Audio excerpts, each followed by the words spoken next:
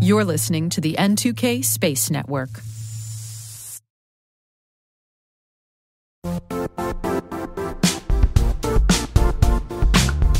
And now, a word from our sponsor, Cortex.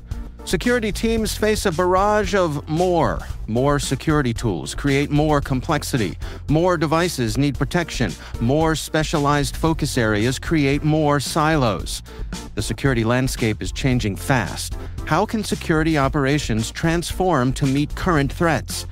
Cortex by Palo Alto Networks consolidates SecOps tools into an integrated platform and helps organizations stop threats at scale with AI, automation, and analytics. Learn more at paloaltonetworks.com/Cortex.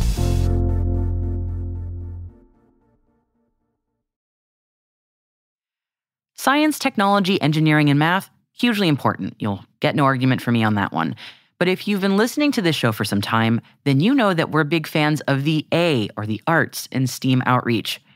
If we want to truly make space for everyone, then we need to encourage people to use their whole brains in solving problems and exploring the universe. Today's guest weaves visuals, music, and narratives to connect people with our home planet, and we couldn't be more excited about their work.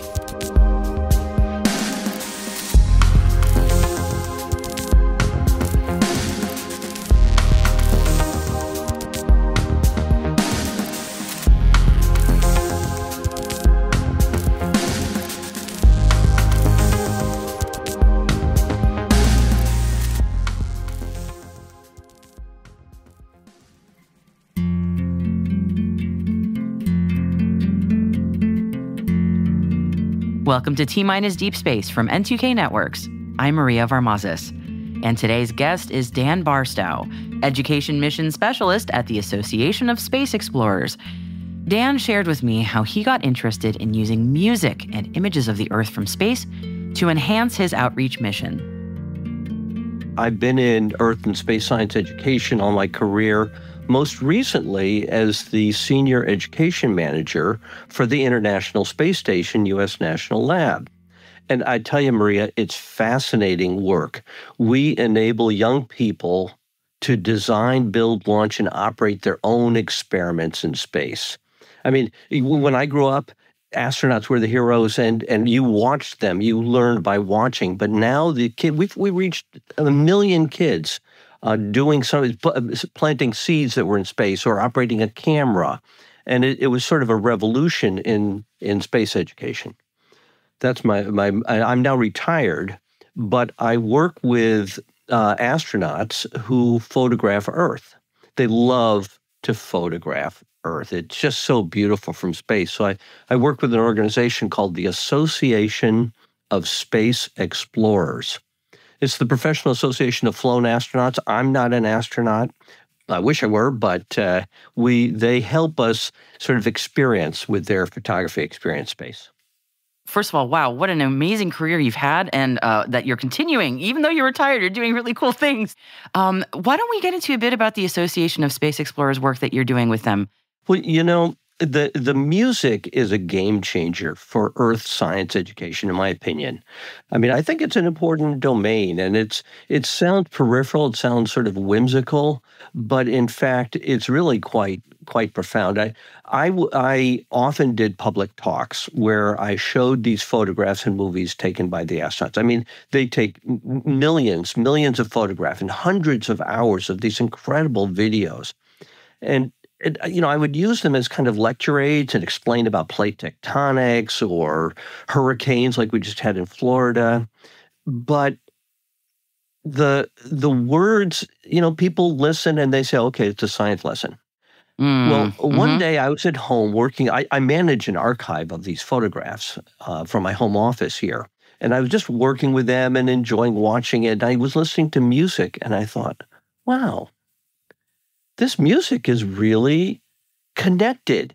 I think it was a Bach classical music piece, maybe it's a cantata or something, and the harmonies of the human voices aligned so well with the harmonies that I saw of Earth, the cloud patterns over the mountains, or the rivers flowing, or growth areas, and then night flights, and it occurred to me that this is really a powerful idea.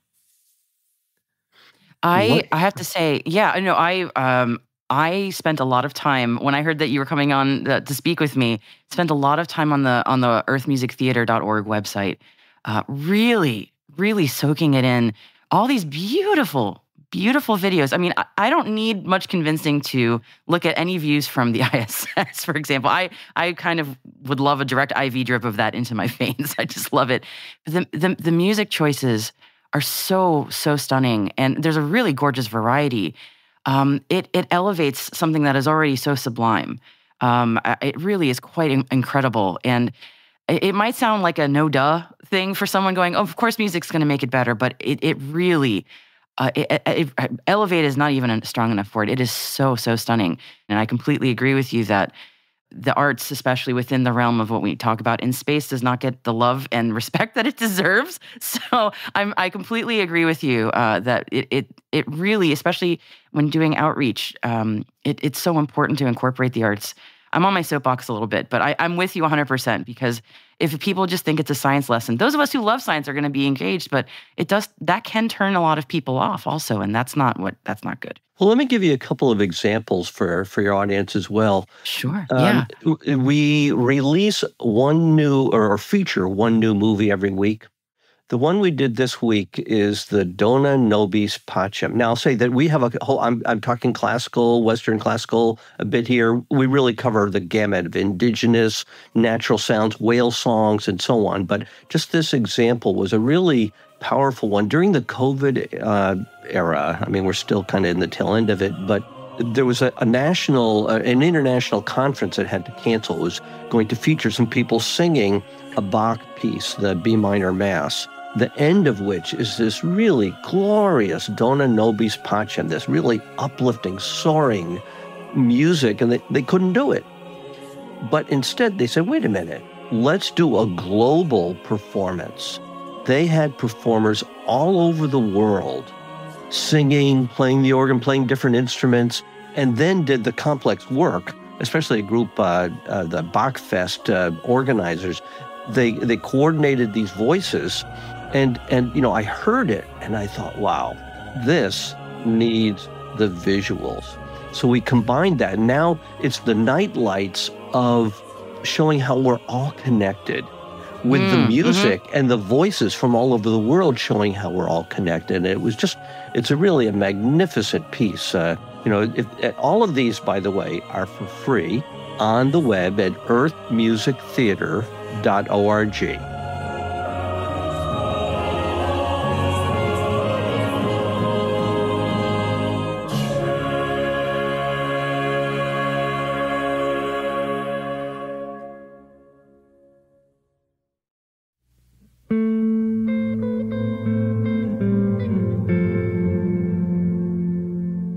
Another example, there's Steve Thomas is a master with electric guitar and also some digital work with the sounds afterwards. And he's able to make this really sort of ethereal, floating music that as you're watching Aurora or something else, it's just, it just covers the gamut.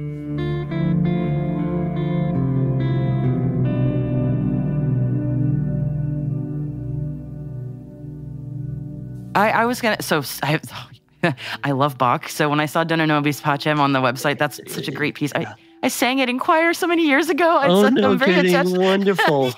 Yeah, I'm very attached to that piece. So when I saw that, that was one of the first things that really made me just soaked in that one. It was so lovely. And I love that you mentioned how much thought is put into also what imagery to use with the music, because that web effect of the lights at night is so stunning with that piece.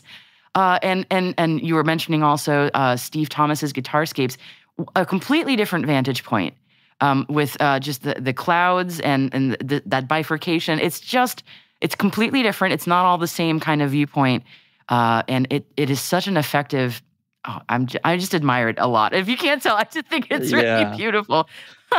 No, I appreciate your enthusiasm, and this is not Muzak. This is not sort of bland music that you accompany while you learn. The music is in many ways even more powerful. The visual views are so compelling. By the way, they're all in 4K, beautiful, glorious views. There's such a variety. We're really trying to build a love for Earth. And in fact, I have to say that the purpose of this is for both the heart and the mind. Certainly with the mind, you see things and, all right, beautiful. Okay, now I'm looking at this. Where are we in the world? There's always a globe showing where you are. But more importantly, it's the heart. You're listening to this. So we release a new one every Friday. The one going out today is called Pathway to Center. And it really is, coincidentally, it's a flight over a hurricane.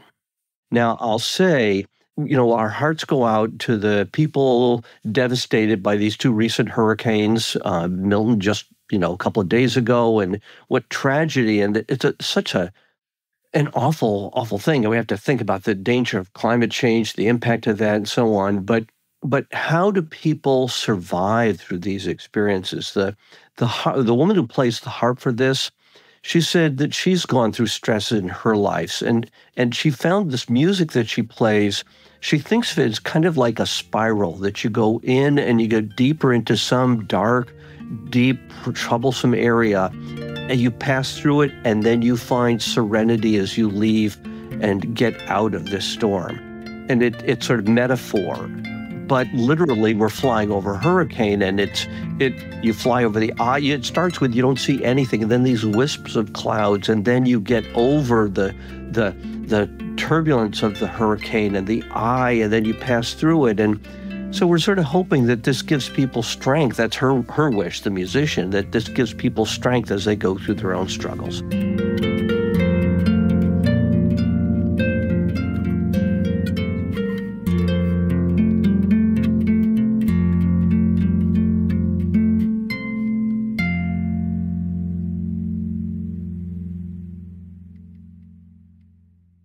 We'll be right back. My dad works in B2B marketing. He came by my school for career day and said he was a big ROAS man. Then he told everyone how much he loved calculating his return on ad spend. My friends still laugh at me to this day. Not everyone gets B2B, but with LinkedIn, you'll be able to reach people who do. Get a $100 credit on your next ad campaign. Go to linkedin.com/campaign to claim your credit. That's linkedin.com/campaign. Terms and conditions apply. LinkedIn, the place to be, to be.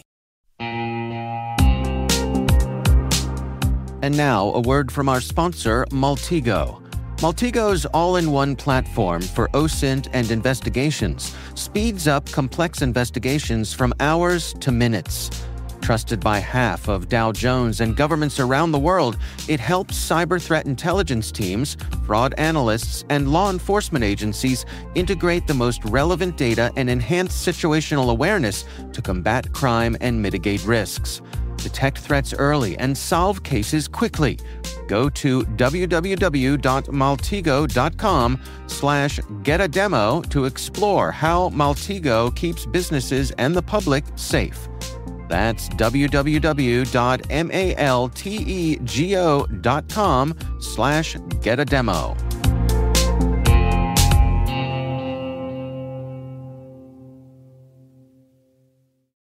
Canva presents your work horoscope for this week. Deadlines are in retrograde, which we all know can bring some intense energy. Our advice: fend off this forecast with Canva. Like Canva whiteboards to counter creative blocks, and Canva docs for clarity in communications. If you have any sales deals coming through, results will be in your favor with Canva presentations, manifesting many wins for you. It's a great week to love your work at canva.com. Imagine this. Your primary identity provider goes down, whether it's a cloud outage, network issue, or even a cyber attack. Suddenly, your business grinds to a halt. But what if it didn't have to? Meet Identity Continuity from Strata, the game-changing solution that keeps your business running smoothly no matter what. Whether your cloud IDP crashes or your on-prem system faces a hiccup, Identity Continuity seamlessly shifts authentication to a secondary or even tertiary IDP, automatically and without disruption. Powered by the Mavericks Identity Orchestration Platform, Identity Continuity uses smart health checks to monitor your IDP's availability and instantly activates failover strategies tailored to your needs. When the coast is clear, it's a seamless switch back. No more downtime, no lost revenue, no frustrated customers. Just continuous, secure access to your critical applications every single time. Protect your business from the high costs of IDP outages. With Identity Continuity from Strata, downtime is a thing of the past.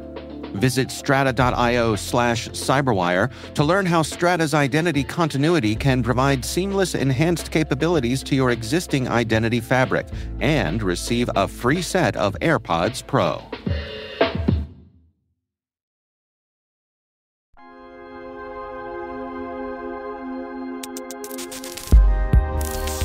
That is a metaphor I've used often in my life also. I think of a nautilus shell, but a hurricane is a nice, a really powerful and very salient right now way of interpreting that. Tell me a bit about working with the musicians on this. So sometimes, that's got to be a really great experience. Tell me a bit about that. Yeah, it's a really sort of a three-way partnership here of creativity. One of the partners is the astronauts, because I mentioned the Association of Space Explorers is the astronauts. In fact, interestingly, many of the astronauts are actually musicians. Katie Coleman from Massachusetts, where we both live, she played the flute in space. Chris Hadfield did this classic guitar of ground control to Major Tom. It was epic. Seen by millions of people. Yes. Yep. But the astronauts are the visual artists. The way they do this, so imagine yourself in the space station. You're weightless. You have lots of tasks you need to do, managing experiments, but you always find time to float over to the cupola. It's this wind. It's like a glass-bottomed boat. You look down at the Earth below, 45 minutes day, 45 minutes night as you go through a 90-minute orbit. And you say, this view coming up in an hour is going to be really spectacular. So you set up your camera in the window and you have it take this movie as you fly over. Then NASA downloads those and I have access. I have the full collection here. So the astronauts themselves are contributing the visual art. They love this Earth Music Theater because it's part of how they share their experience with the world. Then the musicians have their part. Now, typically, like Dr. Nicholas Galusis is a classical guitar player. He did a few orbits of Earth. He watched some of these movies, but in silence. Then he said, what does this make me feel like? And there were a few recordings that he had. We work with either live or recordings, typically recordings, that we then back and forth between the musician, and I'm mostly the movie maker. There are others as well, but I do most of the movie making to try to align them. We can adjust the speed of the flight. We can pick different sections, and we try to say, how does what you're expressing, musician, like Laura Zaire, the harp, she wanted this hurricane. So I looked through the archives and found one that seemed to be, just her message. And then we go back and forth and then say, yep, here we are with this movie. I'm so curious when you've shown this to people, general public, I suppose, what that engagement is like. What do you see from folks when you're sharing this with the world? Yeah, I was an educator for many years, and there's a term if you follow this, I call it cab forward. It's sort of you're leaning forward. When the students are leaning forward, when the adults are leaning, the senior citizens, whoever it is, when they're kind of leaning back or their arms are crossed, that's when I'm lecturing about, plate tectonics. But when we play the music, then their arms unfold and they lean forward and they just engage. And I see it in their eyes as well. So So, in fact, I've often done live performances. We have another one coming up with an organist, Brian Hoffman. He's a wonderful organist. So we're going to go into this huge, the huge organ in this beautiful building that I do one part. We do a 2-part duo here. I show slides and movies and things of a simulated launch. I train people about what it's like to be an astronaut. And then we launch, we go up to space, we float over the cupola, and then what does this feel like? And sort of we're flying over Egypt, and there's something dramatic music that we play. So it's this back and forth. But in those situations, clearly the people are, I would say, surprised. Surprised, first of all, that Earth is so accessible, that our home planet is there and visual, but also surprised that the music is so aligned. So it helps them, their mind, it's like a dance. Your mind wanders back and forth between listening and seeing, and it keeps the mind occupied. Yeah. Oh, I'm going to ask you a question you probably are going to hate. Do you have a favorite? Let's see. I have favorites for people. Please, I would love to know.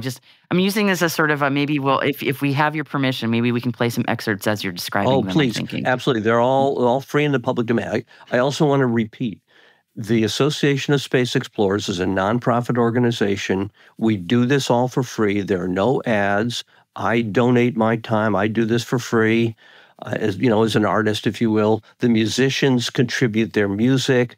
NASA provide, these are all in the public domain. So this is free and an offering. So let me suggest one for you that's coming up the subsequent week. Now, I looked a little bit in your background. I hope you don't mind, but I think you studied Japanese. Is that correct? I did. I've lived in Japan. I've been many times since I did my first stay, and it was my minor at UMass Amherst. So yes, okay. Japanese is very close to my heart. Yep. Yeah. Well, because of your interest in the Japanese culture, we are presenting starting the 18th of October. Maestro Seiji Ozawa, who passed away unfortunately a year ago. Yeah. A few months ago. Us in Mass, we know his name well, right? He's very beloved. He was the former conductor, Boston Symphony Orchestra, Tanglewood. In Japan, he also is highly revered for his dedication to Earth and music. He founded the Seito Kennen Orchestra, and long story short, he recorded on his own, working with JAXA, the Japanese Space Agency, a direct broadcast to the space station. It was his final conducting performance. Here he is in a wheelchair, old, but still music deep in his soul. And he's sitting in the wheelchair in the conductor's area, and there's the orchestra that just reveres him. They played the Beethoven's Egmont Overture.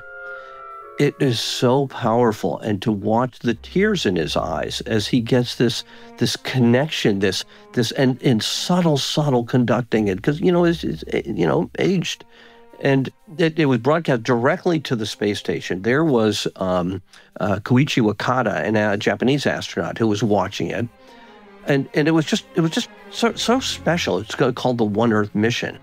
Well, we recorded it. We used that, thanks to JAXA for their filming of this. We combined that with a flight that starts over Italy and goes over the Mediterranean, continues down over the Nile, the Red Sea, and then on to the sunset beyond, the sort of dusk. And the metaphor of, it's very sad to lose him, but I think, given your Japanese, your interest, I think you'll find it a really incredibly powerful piece.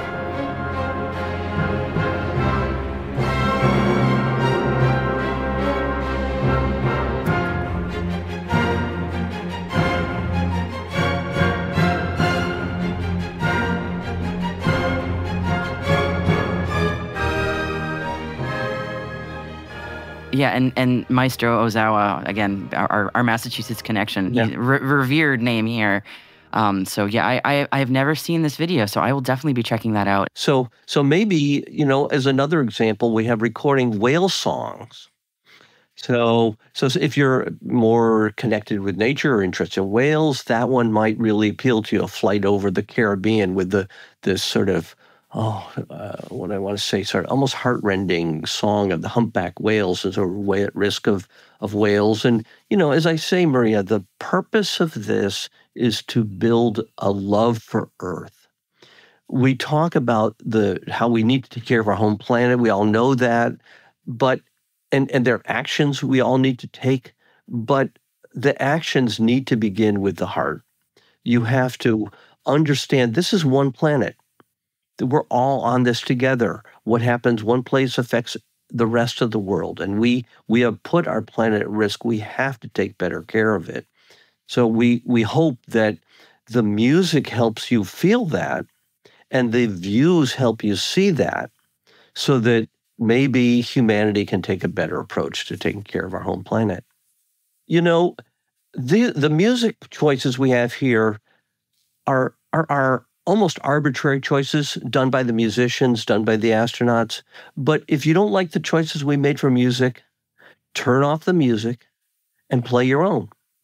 The fact is that the astronauts, they all have their playlist. You ask them. They when they're going over watching the Earth, they had their playlists. It could be, loud rock. It could be, hip hop. Whatever it is, they have their favorites, and it helps it connect with you. So if you want to play your shamisen and watch as we fly over Japan, great. Or if whatever your favorite music is, let it be your own. Get your own ownership of this experience. Wow. Thank you, Dan. I think that's a very powerful call to action. I probably will not be busting out my shamisen, but I will be very much enjoying the works of musicians who are far, far better than myself. So, Dan, this has been such a delight speaking with you, and I just greatly appreciate you sharing this incredible work with me and the audience. So thank you so much. Great. And they should all visit earthmusictheater.org.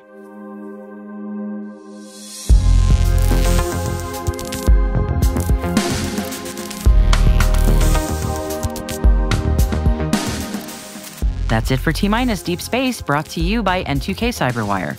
We'd love to...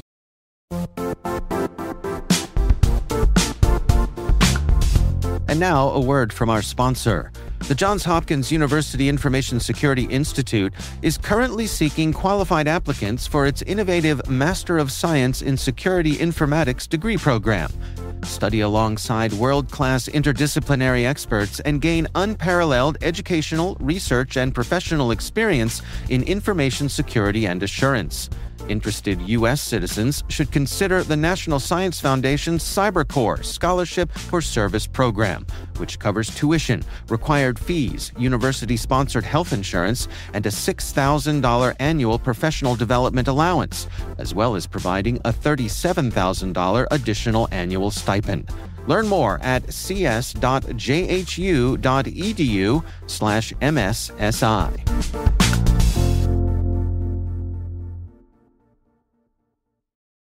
Know what you think of this podcast? You can email us at space@n2k.com or submit the survey in the show notes.